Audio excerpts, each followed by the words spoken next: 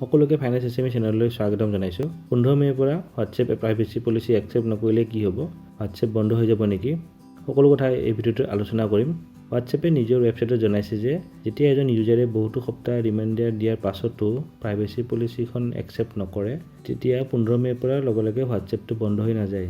ইউজাৰজনে পৰ্যায়ক্ৰমে limited ফাংচনতহে হোৱাটছএপটো use কৰিব পাৰিব, যেতিয়ালৈকে তেওঁ একচেপ্ট নকৰে নতুন প্ৰাইভেচি পলিচি। এইটো কিন্তু সকলো ইউজাৰৰ লগত একে সময়তে নহ'ব পাৰে। লাহে লাহেহে হোৱাটছএপত ফাংচনবোৰ কমি আহিব।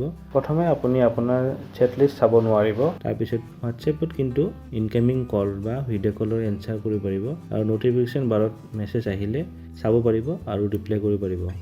হোৱাটছএপ কল মিছ কল হ'লে কল বেক কৰিব পাৰিব।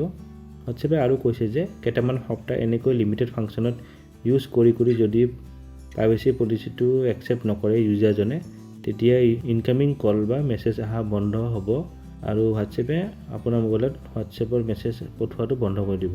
হোৱাটছএপে কৈছে যে তেওঁলোকে ইউজাৰজনৰ হোৱাটছএপ একাউণ্টটো ডিলিট নকৰে, কিন্তু যেতিয়া ইউজাৰজনে হোৱাটছএপ ইউজ কৰিব নোৱাৰা হ'ব, তেতিয়া হোৱাটছএপ ইনএক্টিভ দেখুৱাব আৰু হোৱাটছএপৰ পলিচি মতে ইনএক্টিভ ইউজাৰজনৰ ৰুল এপ্লাই হ'ব।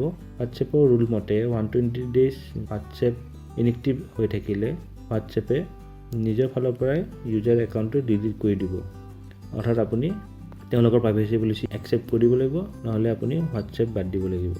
গতিকে সাজু হওক, হোৱাটছএপ ইউজ কৰিব নে ৰাইভেল, টেলিগ্ৰাম বা ছিগনেল এইবোৰ ইউজ কৰিবলৈ। এনেদৰে ফাইনেন্স এছএমই চেনেল চাই থাকিব। ধন্যবাদ। জয় হিন্দ, জয় আই অসম।